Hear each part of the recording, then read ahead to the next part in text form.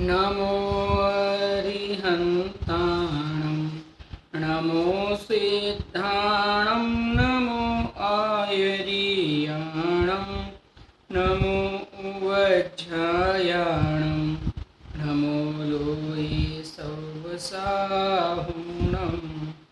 मङ्गलं भगवान् वीरो मङ्गलं गौतमो गणि मङ्गलं कुन्दकुन्दार्यो जैनधर्मोऽस्तु मङ्गलं सर्वमङ्गलमाङ्गल्यं सर्वकल्याणकारकं प्रधानं सर्वधर्माणां जैनं जयतु शासनं जैनं जयतु शासनं। गुरु वितरागदेव शास्त्र भगवान की जय। श्री समाधि मरण के विषय के ऊपर अपनी चर्चा चल रही है। आचार्य श्री समंत भद्र स्वामी ने जो रत्नकर्ण श्रावकाचार्य के अंदर सल्लेखनाधिकार लिखा है उसके माध्यम से हम चर्चा कर रहे हैं। उसमें कल हमने देखा था काय सल्लेखना किस प्रकार से ग्रहण करते हैं, उसका पहले आचार्य देव ने वर्णन किया है। तो उसके अंदर उन्होंने काय सल्लेखना करे सो अनुक्रम ते करे, पहले कहते हैं काय सल्लेखना करे, फिर कहते हैं करे तो सही लेकिन कैसे करे, अनुक्रम से करे, एकदम से नहीं करे। क्योंकि अगर एकदम से अगर आप काय सल्लेखना ग्रहण करोगे और एकदम से ही भोजन और पान आदि का सर्व का त्याग कर दोगे तो क्या होगा, आपके जो मरण के काल में वेदना बहुत होती है और परिचय भी भूख और प्यास के सहन, क्योंकि अगर इंद्रिय स्वस्थ हो तो भूख और प्यास के परिचय भी बहुत ज़्यादा बढ़ जाते हैं। तो उस काल में शुद्धोपयोग रूप जो मुनि दशा है या शांत परिणाम है या समता का भाव है वो रह पाना बहुत कठिन हो जाता है। इसके लिए आचार्य देव उपदेश देते हैं कि काय सल्लेखना तो करो लेकिन कैसे करो, क्रम से करो, अनुक्रम से करो। उसका एक क्रम होता है, किसी भी चीज़ का अगर कोई क्रम होता है, अगर उस क्रम से अगर आप वो कार्य करने के प्रयास में रहोगे तो कार्य सुव्यवस्थित हो जाएगा। नहीं तो अगर आप जो कार्य जिस प्रकार से होना चाहिए था अगर आपने उस प्रकार से उस कार्य को नहीं किया तो वो कार्य आपका बिगड़ जाएगा, या तो नहीं होगा या बहुत मुश्किल से होगा या बिगड़ जाएगा। तीनों बात हो सकती है। यहाँ तो 100% बिगड़ जाएगा। बाहर में तो हो सकता है कि आपका पुण्य का उदय हो और हो भी जाए, यहाँ नहीं हो पाएगा क्योंकि यहाँ पे वेदना बहुत हो जाती है और अधिक वेदना के काल में, अधिक वेदना के कारण शुद्धोपयोग मुनि दशा रह पाना संभव नहीं होता है। इसके लिए कर्म अनुक्रम से करना चाहिए। अपनी आयु जिस प्रकार से रही है ख्याल में आ ही जाता है कि आप अधिक से अधिक कितना समय रह पाएंगे, उसके अनुसार जितना अपने को दिखे उस प्रमाण से देह से इंद्रियों से ममत्व त्याग कर आहार आदि के आस्वादन से विरक्ति हो के विचारे हैं। आस्वादन से विरक्ति, क्योंकि हमको सबसे ज़्यादा प्रॉब्लम ये है कि हम आहार के आस्वादी हो गए हैं। हमें अभी किसी को बिना नमक बिना उसके भोजन पसंद है, बिना ये क्या बोलते हैं गर्म मसाले, बिना नमक, बिना कहने का मतलब ये मिर्च के किसको भोजन पसंद है? तो सब बिना घी तेल के किसको भोजन पसंद है? किसी को पसंद नहीं है। तो सबसे पहले उस रस का त्याग करें, क्रम से त्याग करें। हर चीज़ का क्रम से त्याग होता है तो उसी प्रकार से क्रम से त्याग करना चाहिए। तो जैसे 12 प्रकार के भी जो व्रत है ना, उसके अंदर जो अनशन, अवमोदर्य, प्रतिपरिसंख्यान, रस परित्याग आदि जो क्रम है उसमें भी वो ऐसा नहीं है कि आपको ऐसा कहने के लिए तो आप अनशन अवमोदर्य कर सकते हो, परिसंख्यान कर सकते हो, रस परित्याग कर सकते हो, लेकिन जितने जितने आगे जितने तब जाते हैं वो उत्कृष्ट तब होते जाते हैं। उसमें हमने ये पढ़ा था भगवती आराधना जी के माध्यम से, यहाँ तो नहीं, मैं जो पोस्ट लिखता हूँ श्री भगवती आराधना जी के ऊपर जो मैं पोस्ट लिखता हूँ हर रोज़ सुबह, उसके अंदर मैंने ये बात बताई थी कि उत्तर और कई विद्वानों ने मैंने कई विद्वानों के माध्यम से भी ये बात सुनी भी है। अभी संजय जी भाई साहब ने भी ये बात बताई थी, संजीव जी भाई साहब ने भी, कि जितने भी व्रत आदि है वो क्रमिक, जितने भी व्रत आगे जाते हैं ना, वो सर्वव्रत कैसे हो जाते हैं, वो सर्वव्रत उत्कृष्ट से उत्कृष्ट हो जाते हैं। वैसे वो जो अनशन है ना, उससे भी उत्कृष्ट तब रस परित्याग है, आप समझना। क्यों? क्योंकि अनशन तो एक बात आप कर सकते हो, अगर आपने नक्की कर लिया कि भोजन नहीं करना है तो आप भोजन तो नहीं कर सकते हो। लेकिन अगर आप भोजन करने बैठे हो और आपको अगर बिना नमक का, बिना मसाले का भोजन करने का प्रसंग बनता है, तो उस काल में आपको अनशन से ज़्यादा आपका, कहने का मतलब आपकी परीक्षा होती है, क्योंकि कठोर है। यानी कहने का मतलब हमने आज तक उस प्रकार का भोजन किया ही नहीं है, और हमको हम इस प्रकार से आदी भी नहीं है, और हमको ये इसके सिवा भोजन अच्छा भी नहीं लगता है, और इसके बिना का भोजन करना तो बहुत, उसमें बहुत पुरुषार्थ चाहिए। यानी भोजन तो ये नहीं कर सकता है, वो बात अलग है, लेकिन जो हमें वर्तमान में उस प्रकार से जो हमें जीने की आदत हो गई है ना, उसकी अपेक्षा से बात है। वास्तव में तो जीव ज्ञान कर सकता है, ये बात को तो नहीं भूलना है। लेकिन अभी चारित्र का अधिकार चल रहा है ना, तो चारित्र का अधिकार चल रहा है तो उसके हिसाब से ही, चारित्र के अधिकार के हिसाब से बात करनी भी होती है, और उसी हिसाब से बात होती भी है। जरा उसी हिसाब से आप बात को समझना। यानी ऐसा मत लेना कि भाई भोजन तो आत्मा कर ही नहीं सकता है ना, आत्मा ज्ञान शरीर ही है, आपने ही बताया था। बात सही है, हमने आचार्य के माध्यम से बताया था यहाँ पे, वो बात गलत नहीं है आप जो कह रहे हो। लेकिन जहाँ जो अधिकार चलता हो, वह उस अधिकार के माध्यम से बात की जाती है, और उसका टोन भी वैसा ही होता है। तो उस प्रकार से बात की जाती है, और आपको उसी हिसाब से बात को समझना भी है। इस प्रकार से आप समझना। देखो क्या कहते हैं, हे आत्मन, संसार परिभ्रमण करता हुआ आहार किया जो एक एक जन्म का एक एक कण को इकट्ठा करिए तो अनंत सुमेरु पर्वत प्रमाण हो जाए। क्या कहते हैं, अगर तूने अब तक जो आहार किया है ना, कब कितने परावर्तन किए हमने, उन सर्व पंच परावर्तनों के अंदर हमने भोजन किया है या नहीं किया है? किया है। अगर उन सर्व भोजनों के कण को अगर इकट्ठा किया जाए तो अनेक सुमेरु पर्वत बन जाए। एक नहीं, एक सुमेरु पर्वत बन जाए ऐसा नहीं कहा, अनेक सुमेरु पर्वत बन जाए। इतना तो हमने भोजन किया है, फिर भी हम भूखे के भूखे ही हैं। सोचना, सुबह खाते हैं, शाम को भूख लगती है या नहीं लगती? शाम को खाते तो दूसरे दिन सुबह भूख लगती है या नहीं लगती है। तो उसका अर्थ क्या हो गया कि हम ये जितने भी, हमको क्या लगता है ये भोजन करने से मुझे तृप्ति हो जाएगी, ये भोजन करूँगा तो मैं सुखी हो जाऊँगा। लेकिन अगर तू भोजन करने से सुखी हो जाता तो फिर दोबारा भोजन करने की तुझे ज़रूरत नहीं पड़ती। लेकिन तुझे दोबारा भोजन करने की ज़रूरत पड़ रही है, उसका मतलब कि तू दुखी है। पूर्व में तू दुखी है, ये सिद्ध हो जाता है। तो उसका मतलब ये हुआ कि भोजन से सुख नहीं मिलता है। भोजन से हमें 3 काल में सुख नहीं मिलता है। हमने जितने भी भोजन किए उन सर्व कणों को अगर इकट्ठा कर दिया जाए तो यह आचार्य कहते अनेक सुमेरु पर्वत बन जाए। सुमेरु पर्वत 1,00,000 योजन, 1,84,000 योजन है, समझना सुमेरु पर्वत। अब 1,84,000 योजन जो सुमेरु पर्वत है, ऐसे अनेक सुमेरु पर्वत के ढेर हो जाए, विचारना। तो अब इसको यहाँ पे इसके लिए कहते हैं अनेक सुमेरु पर्वत हो जाए, और अनंत जन्मनी में एता जल पिया, इतना जल पिया है कि एक एक जन्म की एक एक बूंद, देखो एक एक जन्म की एक एक बूंद, यानी हर जन्म के अंदर जो जितने भी पानी पिया है ना, उसकी बात नहीं कर रहे, हर जन्म की सिर्फ एक बूंद, हर जन्म की सिर्फ एक बूंद। वैसे हर जन्म का सिर्फ एक कण, यानी हमने अब तक जितना भोजन किया है ना उतना तो हो ही जाता है। लेकिन हमने अभी तक जितने जन्म किए ना, उतने जन्म के अंदर से हमने जो एक कण खाया है, उस सिर्फ एक कण को भी अगर इकट्ठा करें ना तो सुमेरु पर्वत बन जाए। और एक अगर जल के बिंदु को भी इकट्ठा करें, यानी इस जन्म में मैंने जितना भी पानी पिया हो, पानी देखो जीव पानी नहीं पी सकता, ये बात अलग है। लेकिन वापिस कहता हूँ, बोलना तो इसी प्रकार से होगा। चरणानुयोग का ये ग्रंथ है, तो आपको उस नय के माध्यम से, यह व्यवहार नय के माध्यम से व्याख्यान होता है, तो उसी हिसाब से आपको समझना पड़ेगा।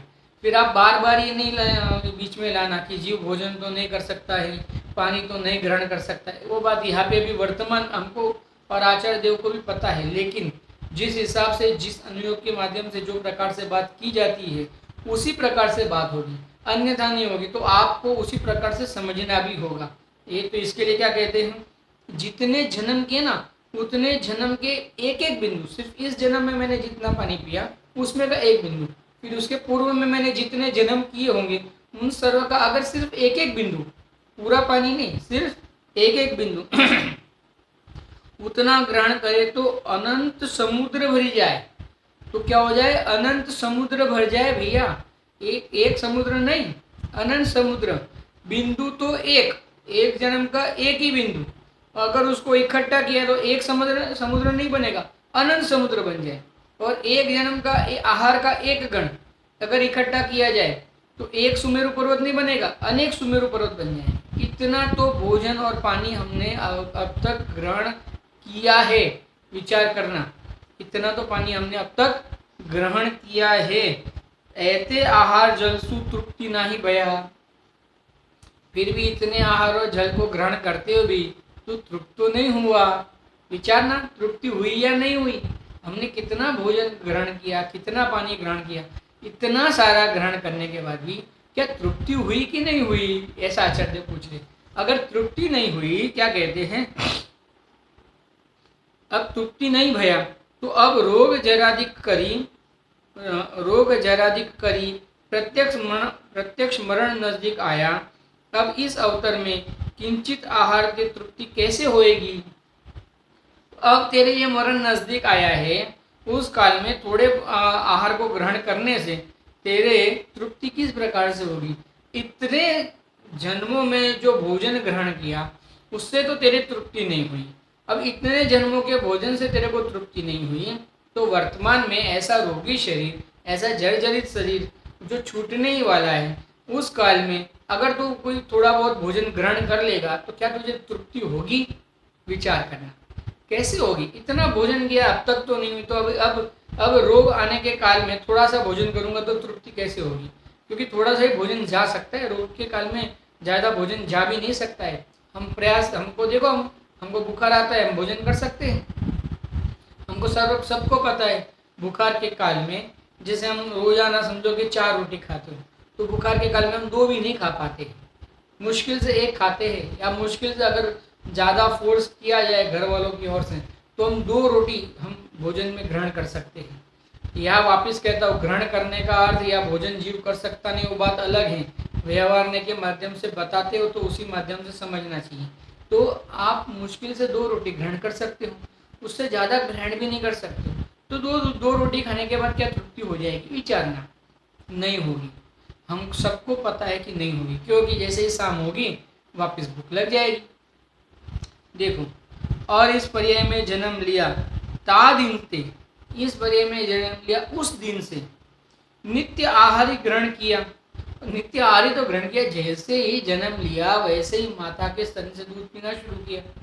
समझना, थोड़े क्षणों में माता के स्तनों से दूध पीना शुरू किया, और फिर तो आहार के कण ग्रहण करते गया, और उसमें खाने में न जाने हमने ना दिन देखा, ना रात देखी, ना भक्ष देखा, ना अभक्ष देखा।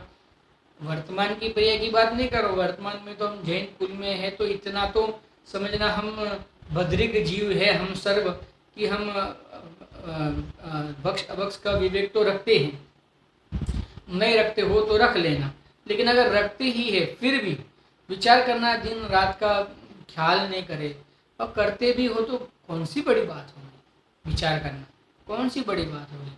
हमें कोई विवेक ही नहीं रहे, कहने का मतलब विवेक ही नहीं है, अविवेकी रूप से हम जीवन जी रहे हैं, है ना। तो अब उसको क्या करें, विवेक प्रकट करें। कब, वर्तमान में। क्यों, क्योंकि वर्तमान में जो हम जीवन जिएंगे तो मरण में हम उस जीवन के आदी हो जाएंगे। अगर वर्तमान में ही हम अविवेक रूप से जीवन जिएंगे और हम चाहेंगे कि समाधि मरण के काल में हमारे विवेक प्रकट हो जाए, वो संभव नहीं है। वो काकतालीय न्याय वृत्ति से अगर किसी को, करोड़ों अरबों में से किसी एक जीव को हो जाए वो बात अलग है, लेकिन उसको देख के हमें, वो राजमार्ग नहीं है, वो तो मार्ग ही नहीं वास्तव में, वो तो किसी जीव के कोई पुरुषार्थ बहुत हो गया और उसने कर लिया, वो बात अलग है। सर्वजीव के इस प्रकार से होना संभव नहीं है। देखो क्या कहते हैं, इस पर्याय में भी जन्म लिया तादीनते नित्य आहार ही ग्रहण किया और आहार का लोभी होए के, हम आहार के लोभी है, समझना, आहार के लोभी होए के घोर आरंभ किया। हम एक देखो हर लोग कहते हैं ये तो पापी, देखो पेट पापी होता नहीं है, लेकिन बाहर में क्या कहावत है, अगर आप किसी को कहोगे भाई क्यों क्यों इतनी मेहनत करता है, तो क्या कहते हैं, पापी पेट के लिए करता है। यानी हम जो कुछ भी करते हैं वास्तव में शरीर के लिए ही करते हैं, शरीर के माध्यम से, शरीर के लिए। अज्ञानता की बात कर रहा हूँ। अज्ञानी जीव जो कुछ भी करता है वो शरीर के लिए, शरीर के माध्यम से करता है, हमें ख्याल में ही है।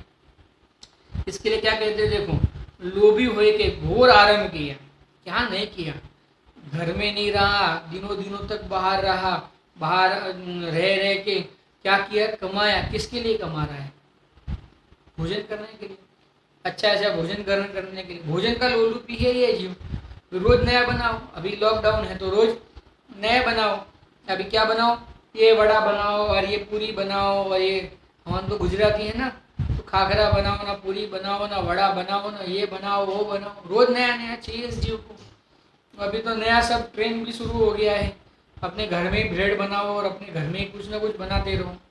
देखते ही है सबके घर में, सब वो व्हाट्सअप करते हैं, फोटो भेजते, सब अपन देखते ही हैं कि अभी लॉकडाउन के काल में सब नया नया बनाने के, सबके क्या बोलते हैं, खाने की, और खाने वाले को खाने की और बनाने वाले को बनाने की जिज्ञासा बढ़ती जा रही है।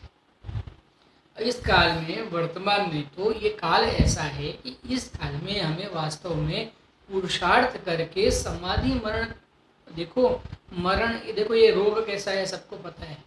अभी ठीक ठाक आदमी, समझना, कल तक कुछ नहीं दिखा हो और आज अचानक से एकदम तीव्र बुखार आ जाए, खांसी आ जाए, सांस लेने में तकलीफ हो जाए और देखते देखते मरण हो जाए, विचार समय भी ना मिले, मैं कौन हूँ, मेरा क्या स्वरूप है, ये क्या, कौन से भाव बन रहे हैं, इसका फल मुझे क्या मिलेगा, और मैं दुखी हूँ तो दुख दूर करने के क्या उपाय है, इसमें से एक बात भी विचारने का समय नहीं मिलेगा, विचारना। तो इस काल में हमें वर्तमान में तो ये जिह्वा का लोरूपी नहीं बनते हुए वास्तव में समाधि मरण किस प्रकार से अंगीकार करना चाहिए, और वास्तव में रोजाना रस परित्याग करके वास्तव में भोजन को ग्रहण करना चाहिए। किसके लिए ग्रहण करना चाहिए, शरीर के लिए नहीं, रस परित्याग करने के लिए, यानी व्रत आदि खाली मात्र करने के लिए नहीं। क्यों, क्योंकि हमें अब उसकी रुचि छोड़ना चाहिए भोजन की। यहाँ मूल बात है कि चैतन्य स्वरूप की रुचि के माध्यम से ये भोजन आदि की रुचि छोड़ना चाहिए। हम भोजन आदि की रुचि ही नहीं छोड़ रहे हैं, इतने गृद्ध हो गए हम भोजन करने में कि हमें थोड़ा समय मिल रहा है, क्या किस लिए ये समय मिला है, अपने को अपने बारे में सोचने विचारने के लिए समय मिला है। उस काल में भी हम अपने बारे में सोचते विचारते नहीं करते हुए हम क्या करते हैं, विविध प्रकार के नवीन नवीन व्यंजन ग्रहण करते हैं, बनाते हैं, ग्रहण करते हैं, बनाते हैं। विचारना कितना लोलुपी है ये जीव, क्या करना चाहिए वर्तमान में, हमें किसके लिए ये समय हमें जो मिला है, अद्भुत समय मिला है। अभी तक तो हमें मैं कौन हूँ ये विचारने का समय भी नहीं मिला था, अब वर्तमान में हमें ये समय मिल गया है कि हम विचार करें कि मैं कौन हूँ, ये भाव कैसे बन रहे हैं, इनका क्या फल लगेगा, दुखी हूँ तो दुख दूर करने का क्या उपाय है, और ये जिनवाणी के माध्यम से मैं दुख दूर करूँ, अपने चैतन्य स्वरूप के आश्रय से मैं दुख दूर करूँ। इस प्रकार का सोचने विचारने का और इस प्रकार की क्रिया करने का वर्तमान में हमें इस योग्यता रूप हमें ये भाव मिला है, इस अवसर मिला है। इस जैसे मोदी साहब कहते हैं ना कि इसको क्या कर दो, अवसर में परिवर्तित कर दो, इसको क्या कर दो, ये जो भी वर्तमान में हमें जो आपदा आई है ना, आपदा को अवसर में परिवर्तित कर दो। तो हमें भी क्या करना चाहिए, ये आपदा को समाधि मरण के अवसर में परिवर्तित करना चाहिए। तो हम समाधि मरण के उसमें परिवर्तित कर नहीं रहे, भोजन के नित्य लोलुपी, नित्य गृद्ध हो गए हैं, इतने गृद्ध हो गए कि हमें विवेक ही नहीं बचा है। क्या कहते हैं, आहार के लोभी होए के घोर आरंभ किया, बहुत आरंभ किया, बनाने में, खाने में, उसके बारे में पढ़ने में, विचारने में, कैसे बनाया, क्या किया, घोर आरंभ किया। और आहार ही का लोभ थे, हिंसा, असत, परधन, लालसा, अब्रह्म, अपरिग्रह का बहुत संगम करी और दुर्ध्यान दुर्ध्यान आदि करी, अनेक कर्म उपार्जन किए। क्या क्या नहीं किया हमने? ये भोजन के लिए हमने हिंसा, झूठ, चोरी, कुशील, परिग्रह, सर्व प्रकार के पाप किए। आप समझना, सर्व प्रकार के पाप। और सर्व प्रकार के पाप करके हमने क्या किया? दूर ध्यान किया। दूर ध्यान, दूर का ध्यान, यानी अपने स्वरूप से छूट के अपने स्वरूप से अन्य वस्तुओं का ध्यान किया। देखो कितना हम गलत काम कर रहे हैं। अब हम क्या करें? हम नक्की करें कि आज समझना वीर शासन जयंती का दिन भी है। अंत में हम वीर शासन जयंती के बारे में भी थोड़ी बहुत चर्चा करेंगे। अंत की 10-15 मिनट में हम वीर शासन जयंती के बारे में भी चर्चा करेंगे। वीर शासन जयंती का क्या महत्व है और क्या होना चाहिए।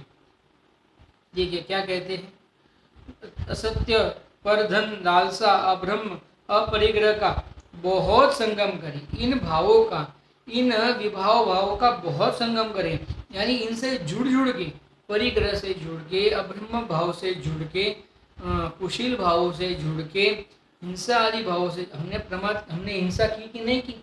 ये भोजन बनाने में हमने ये नहीं विचारा कि इसमें द्विदल हो जाएगा या नहीं हो जाएगा, इसमें कितने जीव मरेंगे या नहीं मरेंगे, वो तो है ही है।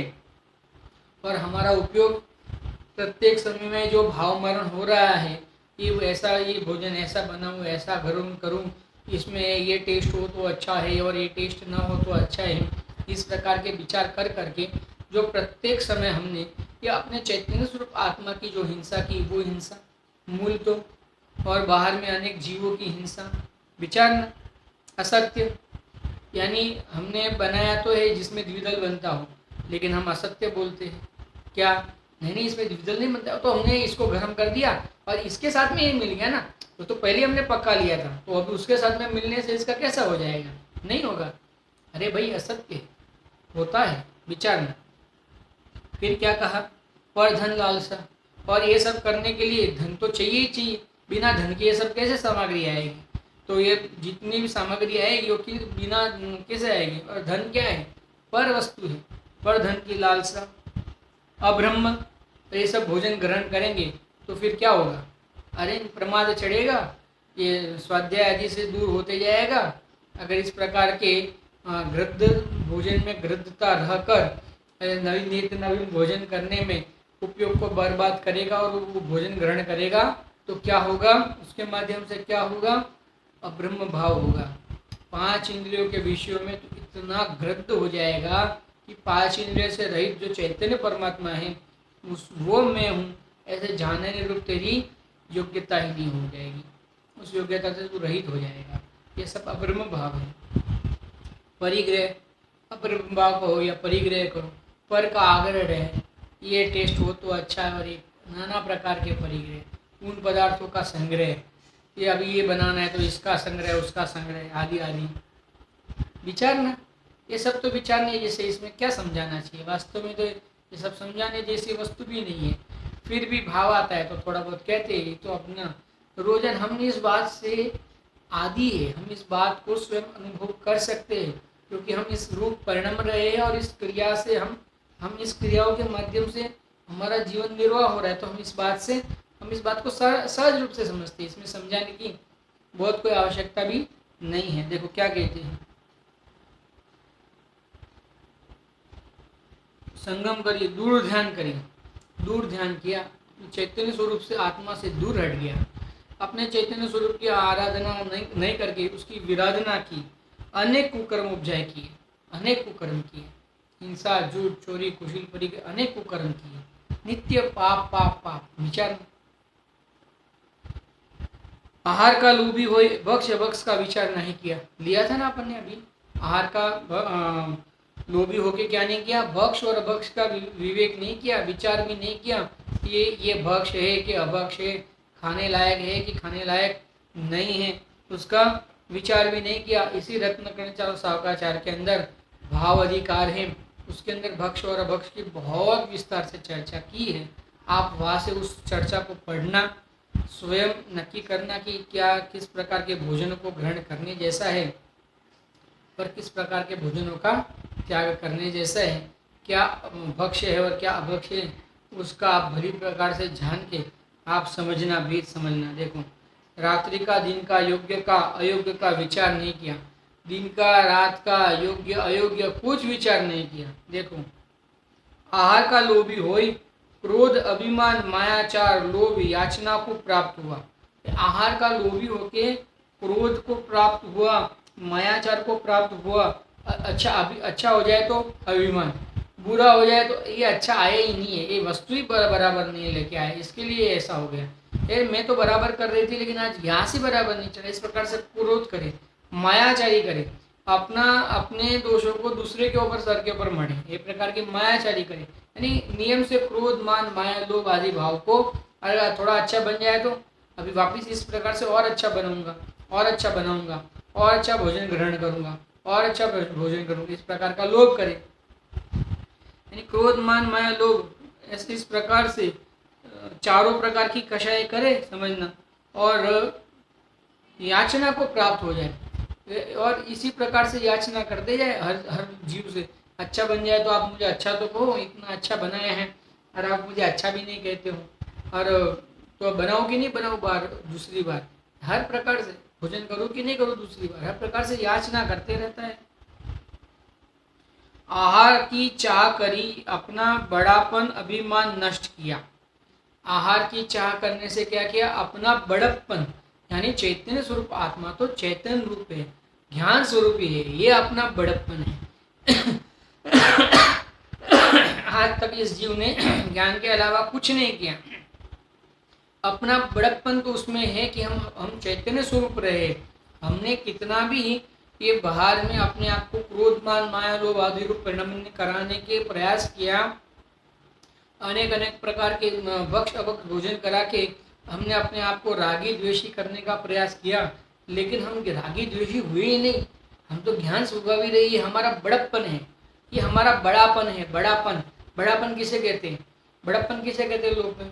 जैसे आपने किसी का बुरा किया, जैसे आपका बड़ा भाई हो, आपने उसका बड़ा भाई का आपने कुछ बुरा किया, और फिर भी बड़े भाई ने उस बात को गौण करके, उस बात को अनगिना करके आपके हित में कोई काम किया, तो लोग क्या कहेंगे? ये तो इनका बड़प्पन है।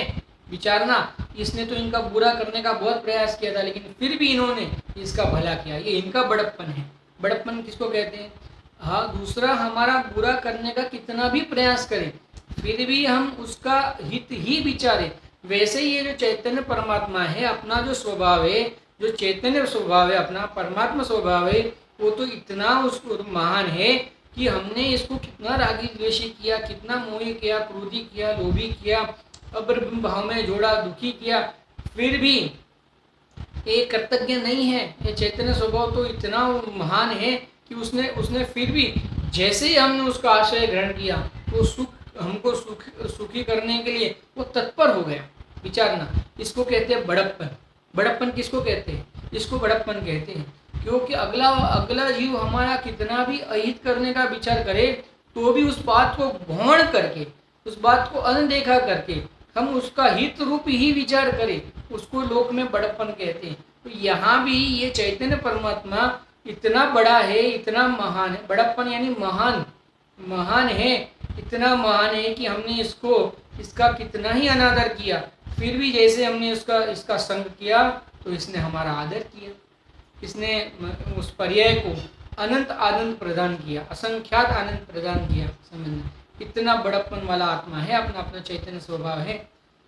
विचार करने जैसी बात ये नहीं है, हमने क्या नहीं किया ये अपने चैतन्य स्वरूप आत्मा को दुखी करने के लिए, क्या नहीं किया अपने चैतन्य स्वरूप आत्मा को रागी करने के लिए, द्वेषी करने के लिए, मोही करने के लिए, फिर भी वो इतना महान है कि वो स्वरूप हुआ ही नहीं, वो तो चैतन्य रूप ही रहा। समझना, ये इसका बड़प्पन है, ये इसका बड़ापन है। आप समझना क्या कहते हैं?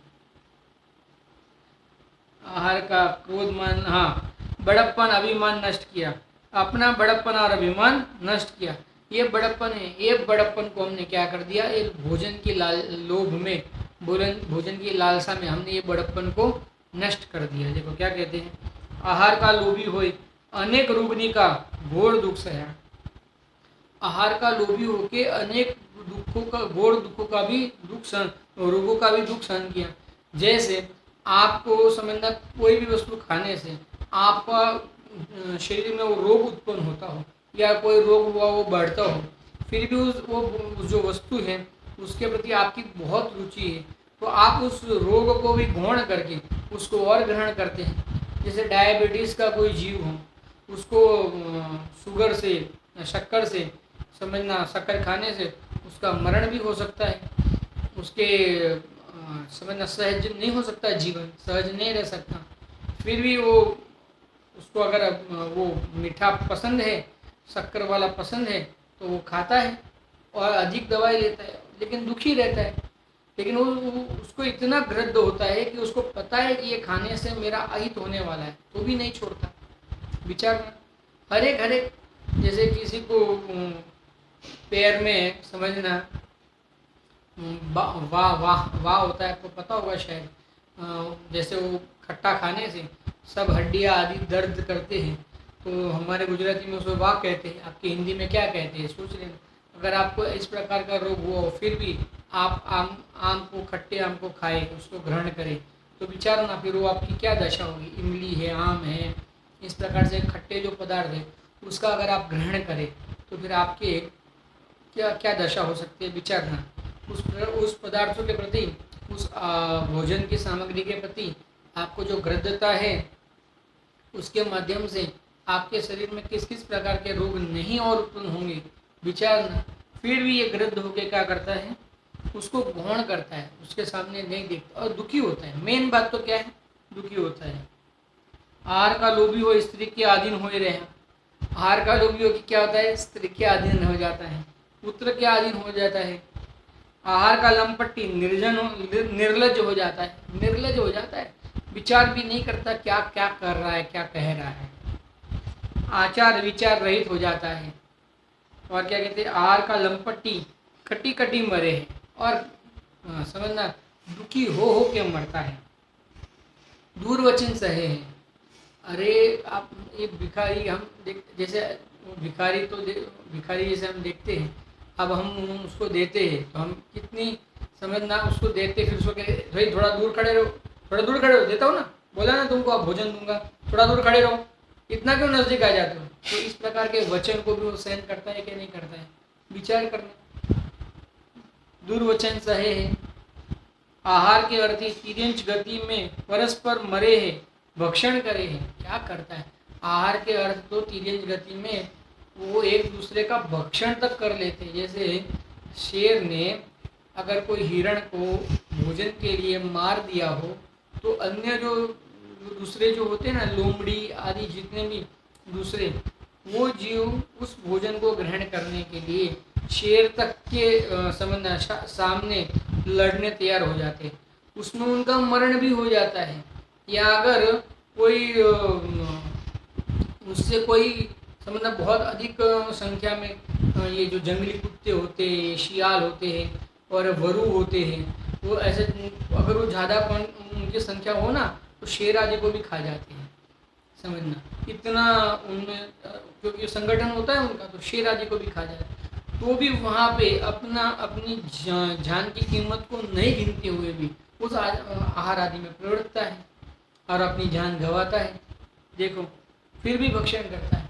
इस प्रकार से नाना प्रकार से ये जीव दुख भोगता है। इसके लिए क्या करना चाहिए, आहार की गृद्धता का त्याग करना चाहिए। सबसे पहले आहार की गृद्धता का तो त्याग करो। अगर आपके आहार की गृद्धता का त्याग हो गया तो धीरे धीरे आप उन आहारों से, उन आहारों के पदार्थों से विकल्पात्मक भी निवृत्ति ले पाएंगे। लेकिन अगर आपको उस आहारों के प्रति की गृद्धता का ही अभाव नहीं हुआ है, आपको उसके प्रति गृद्धता बढ़ती ही जा रही है, तो आप उसके माध्यम से अनेक प्रकार से निर्लज होते हुए अनेक प्रकार से आप दुख को सहन करोगे और दुखी होते जाओगे। और विचार करना, ये सब तो विचार करने जैसी चीज़ है। क्रोध मान माया लोभ आदि अनेक प्रकार के भाव में प्रवर्तन करोगे। तो इस प्रकार से आहार की गृद्धता का त्याग करो। आज हमने यहाँ पे समाधि मरण के लिए इतना ही विषय हम अभी आज समझेंगे।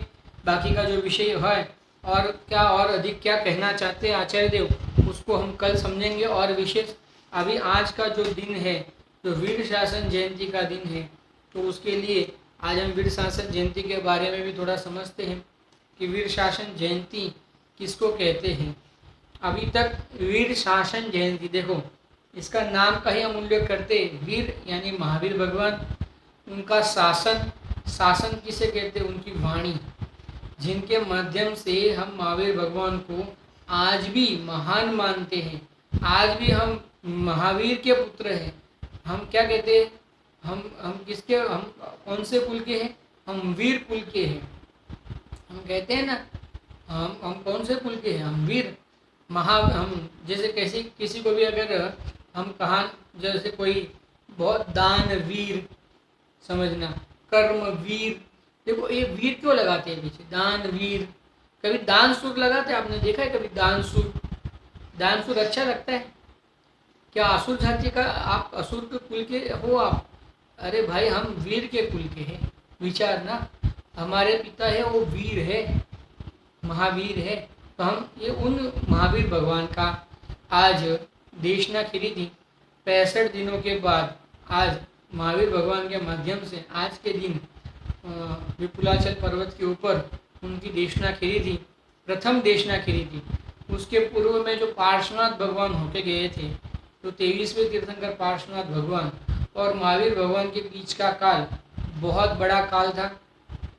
उस काल के उस पार्श्वनाथ भगवान की जो अंतिम दिव्य ध्वनि खिनी थी और महावीर भगवान की जो प्रथम दिव्य ध्वनि खिनी, उस बीच में बहुत बड़ा काल था। और उस काल तक हम ये जिनेन्द्रबाद की वाणी, यानी समझना, वास्तव में तो साक्षात दिव्य ध्वनि से हम वंचित हो गए थे।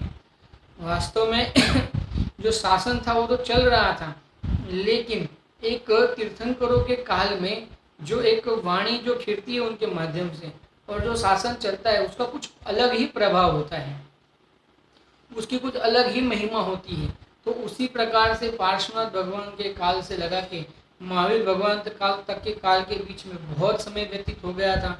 और उसके बाद में महावीर भगवान का जब समझो उन्होंने दीक्षा ग्रहण की और जब उन्होंने बहुत उग्र तप करके केवल ज्ञान प्राप्त कर लिया, केवल ज्ञान प्राप्त कर लिया, फिर भी घनधर के अभाव में, बाहर में निमित्त के अभाव में, और वहाँ पे वाणी की नहीं खिरने रूप योग्यता के कारण 65 दिन तक वो वाणी नहीं खिरी।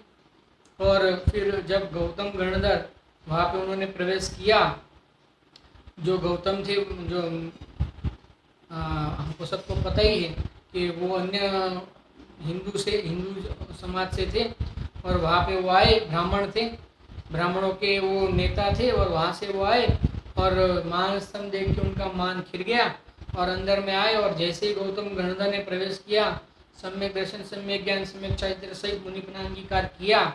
जैसे उन्होंने मुनिपन अंगीकार किया और गणधर की गति पे विराजमान हो गए, वैसे ही वहाँ से भगवान की दिव्य ध्वनि ओमकार रूप से, निरक्षर रूप से खिरने लग गई। अब ये हमें मेन बात क्या, ये हम यहाँ पे वीर शासन जयंती कहते हैं।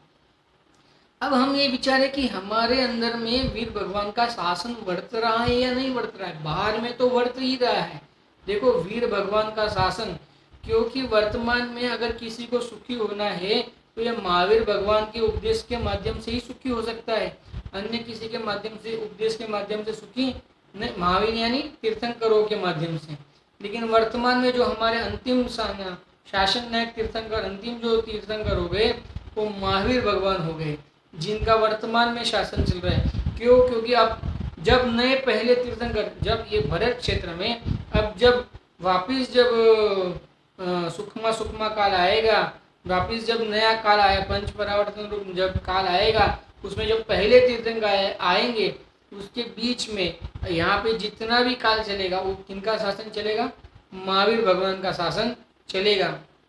क्योंकि महावीर भगवान का शासन इसके लिए चलेगा कि तब तक ये महावीर भगवान की वाणी के माध्यम से जो अहिंसा आदि के जो बात हमें उन्होंने जो समझाई है, उसके माध्यम से ही हम सुखी हो सकते हैं, अन्यथा हम सुखी नहीं हो सकते। उनकी बातों की उनकी जो उन्होंने जो बात बताई है, उनके आश्रय से अगर हम शुद्धात्मा को ग्रहण करें तो ही हम सुखी हो सकते हैं। और महावीर भगवान ने हमें क्या बताया, गुरुदेव श्री में बार बार बताते हैं, अरे तू परमात्मा, अरे हूँ परमात्मा छू एम नक्की कर, अरे मैं परमात्मा हूँ ऐसा नक्की कर। तो श्रोता कहता है, पर प्रभु आप परमात्मा ऐसा तो नक्की करने दो। तो फिर कहते हैं, अरे मैं परमात्मा हूँ ऐसा कब नक्की होगा, कि जब तू ये मानेगा कि मैं परमात्मा हूँ ऐसा। जब तू अपने परमात्मा स्वभाव को नक्की करेगा, तब तुझे ख्याल में आएगा कि वास्तव में कोई परमात्मा होता भी है। तब तक तुझे परमात्मा स्वभाव, जब तक तुझे अपने परमात्मा स्वभाव का ख्याल नहीं आएगा, तब तक बाहर में भी कोई परमात्मा है ये तू कहने के लिए आगम के माध्यम से किसी ने कहा है इसके लिए कह तो देगा, लेकिन वास्तव में वो तू सही रूप से तेरा उसका ध्यान नहीं होगा। इसके लिए तू परमात्मा है ऐसा नक्की करके मैं अपने परमात्मा स्वभाव को ध्यान के अहिंसा आदि के मार्ग में चल के समझना कि संयम आदि को ग्रहण करूं, और संयम आदि को ग्रहण करके मरण समय में समाधि मरण को अंगीकार करके एक जन्म मरण का जो ये अब तक हमारा जो ये क्रम चल के आ रहा है, उस जन्म मरण के क्रम की श्रृंखला को तोड़ के मैं निर्वाण को प्राप्त हो जाऊं, आनंद सुख को प्राप्त हो जाऊं। कि यही बात महावीर भगवान ने बताई है। अभी विचारना कि जैसे बारिश गिरती है ना, अभी बारिश का मौसम है, तो जैसे गए साल बारिश गिरी थी और उसके बाद में वसंत ऋतु आती है, शीत का ठंड का मौसम आती है, और ठंड के मौसम के बाद में वापस गर्म ऋतु आती है, उष्ण ऋतु आती है। और उसमें हम इतने आकुल व्याकुल हो जाते हैं कि हम चाहते हैं कि बारिश गिरे और उसके अंदर हम वो बारिश के अंदर हम स्नान करें और हम क्या करें, ठंडक का अनुभव करें। इस प्रकार से पार्श्वनाथ भगवान की वाणी के बाद में कसाई जीवों की कषाय बहुत बढ़ गई, और इतनी कषाय बढ़ गई कि वो कषायों से उसका मन इतना, समझना कहने का मतलब आक्रांतित हो गया, इतना दुखी हो गया, तो उसको शीतलता की ज़रूरत महसूस होने लगी, और शीतलता की महसूस जरूर होने लगी। और उसी काल में योगानुयोग महावीर भगवान के माध्यम से, उनकी दिव्य ध्वनि के माध्यम से जो बात हमें समझ में आई कि अरे मैं तो स्वभाव से परमात्मा हूँ, और बाहर में ये स्वभाव के आश्रय से ही परमात्मा पना मुझे प्रकट होगा, अन्य किसी के माध्यम से मुझे परमात्मा पना प्रकट नहीं होगा।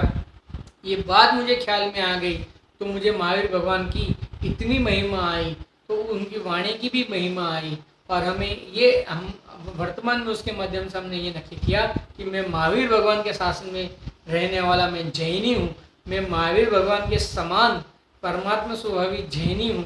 इस प्रकार से हमने नक्की किया। ये जो हमने नक्की किया अंदर में, ये महावीर भगवान का शासन है। हमने अपने चैतन्य स्वरूप के ऊपर शासन किया। शासन करना यानी हमने राज किया। शासन किसको कहते हैं? राज करना उसको शासन कहते हैं। महावीर भगवान ने अपने आत्मा के ऊपर शासन किया, और हमको भी अपने आत्मा के ऊपर शासन करने के लिए बताया। और अगर हम भी अपने स्वरूप के शासन करें, यानी उसके ऊपर राज साम्राज्य करें, उसको ही अपना साम्राज्य माने, और अन्य जो है उसको अपना साम्राज्य नहीं माने, तो हम वास्तव में आज वीर शासन जयंती मनाई हमने, इस प्रकार से कहा जाएगा। क्योंकि बाहर में तो उनका महावीर भगवान का ही शासन है, लेकिन महावीर भगवान का शासन है ये बात कब नक्की होगी? जब हम अपने स्वरूप का शासन करेंगे, जब हम अपने स्वरूप के को साधेंगे, उसके ऊपर हम उसके साम्राज्य में हम राज करेंगे। समझना, हम अपने अनंत गुणों के ऊपर राज करेंगे, तब ऐसा कहा जाएगा कि आज वीर शासन जयंती है। अरे बारिश के बाहर के बारिश के माध्यम से जैसे लोक में ऐसी कहावत होती है कि पहली बारिश में नहाना चाहिए। क्यों होती है आपको पता है? क्योंकि वास्तव में गर्मी के कारण ये शरीर के ये जो चमड़ी होती है ना, उसमें अनेक अनेक प्रकार के रोग हो जाते हैं। छोटी छोटी, जो आपको मालूम होगी, छोटी छोटी वो फोड़ी जैसी हो जाती है। तो पहली बारिश के माध्यम से वो सर्व रोग है ना, वो तो बाहर के रोग भी दूर हो जाते हैं। समझना, इतनी तो पहली बारिश की योग्यता होती है। तो वैसे ही ये जिनेंद्र परमात्मा की जो बात अगर हम सुने, तो वर्तमान में समझना कषायों की मंदता तो सहज रूप से हो जाए, और अगर उसको हम ग्रहण कर लेवे, उसमें अगर हम स्नान कर लेवे, उसका हम अगर साक्षात्कार कर लेवे, तो हमें सर्व कषाय मीट के हम अपने चैतन्य साम्राज्य का अनुभव कर सकते हैं। हम अपने शासन में हम अपना स्वयं का शासन कर सकते हैं। तो यही वीर शासन जयंती का आज उपदेश है कि वीर भगवान की ने जो वीर भगवान को तो अपने स्वरूप का शासन ग्रहण कर लिया है, उसके माध्यम से अपने को वही उपदेश दिया है। तो हम भी अपने चैतन्य स्वरूप का शासन ग्रहण करें, और ये पर में जो हम शासन कर रहे हैं, यानी पर में जो अपना मन मार रहे हैं, उसका त्याग करें। और इस प्रकार से महावीर जयंती के वीर शासन जयंती के पर्व को आज हम मनाएं। इस प्रकार से मंगल भावना से आज का वक्तव्य यहाँ पे समाप्त करते हैं। ओम नमः सिद्धेभ्यो। सहजानंदी शुद्ध स्वरूपी अविनाशी हूँ आत्मस्वरूप।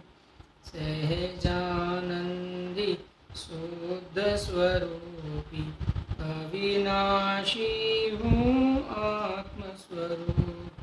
सहजानंदी शुद्ध स्वरूपी अविनाशी हूँ आत्मस्वरूप। जिनवाणी की ज्ञान ते सूझे लोकालोक, सो वाणी मस्तक नमो सदा दे तुम्हें। द्वादशांग में परमंगलकारी जिनवाणी मात की जय।